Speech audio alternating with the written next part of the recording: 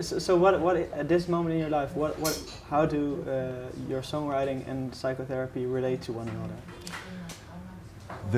They're closer now, I think, than they've ever been, and I didn't know what to do with that at the beginning when I started, and I kind of fought it because I was like, no, you're not. If I'm going to be a songwriter, I have to put away all that.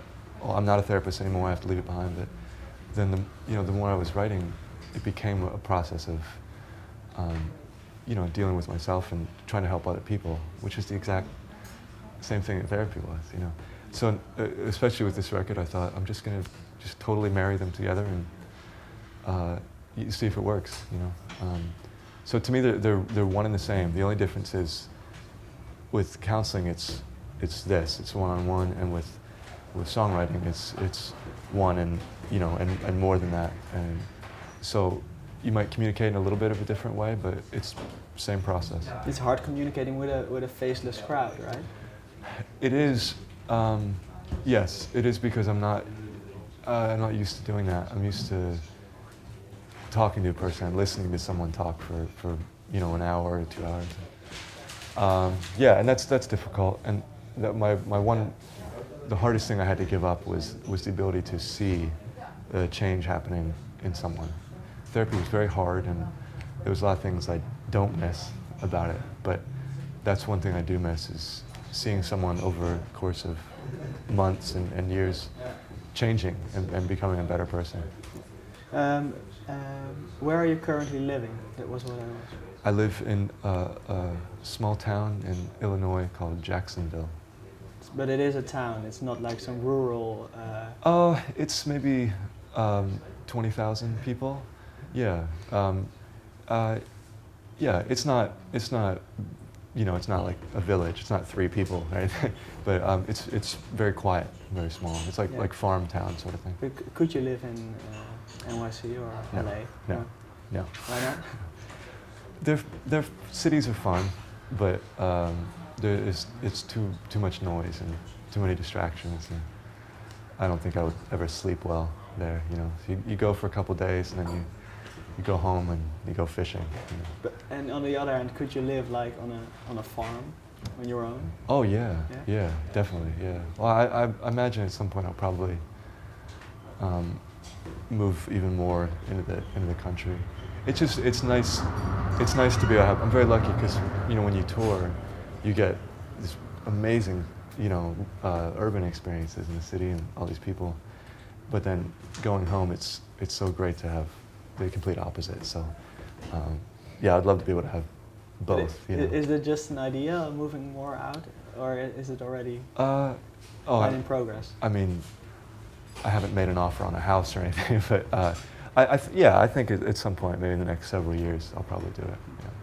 Yeah. I want to ask some questions about the tide that pulls me. Yeah. Do you know when and where that was written? Do you still recall?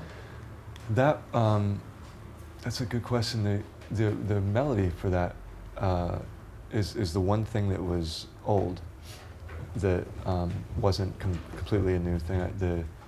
The music came to me a couple years ago, and it was one of those demo things that was just no words, I just had the chord progression, and there was some point whenever I felt finally ready to write that one. It came out very quickly, because I think the melody had been in my head for so long that the brain was sort of writing it, as it went along. And the words? It's that one is it's kind of the cornerstone song of the record. It's meant to. It's a song about being frustrated with the randomness of the assignment of diseases to each of us. That we, why was I given the maladies that I have and you given yours, and why was my mother made blind? It just doesn't seem fair, some of those things, and the idea is a very, very old one, that the mental illness was based on the lunar cycles of how the movements and where the moon was at, and the phases of the moon. And they used to think that depending on what the moon was at a given time would actually make someone crazy, or something like that. So it's just a reference to it being completely random sometimes. There was one line in particular that I was interested in. Mm-hmm. I want to be changed from the shadow in the tomb. Mm-hmm. It is a nice image, but I can't imagine what it means. The shadow is it's two things.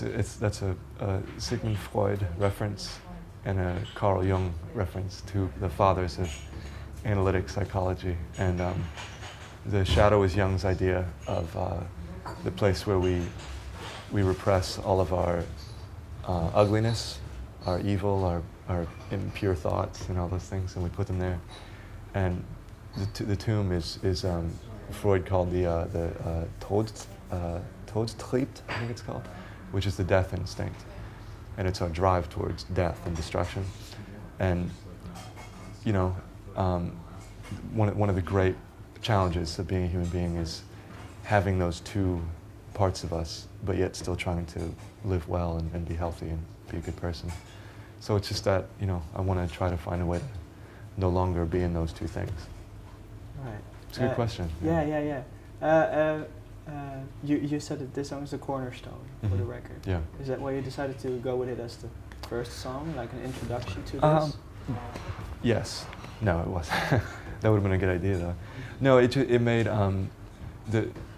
musical sense to me. It felt like it was the opening, but it wasn't so much about it being, the most important. It was just it made sense for the flow of the record, I think. Yeah, it was more of a musical decision than a substantive one. Yeah. All right. Thank you. Yeah. Thanks a lot.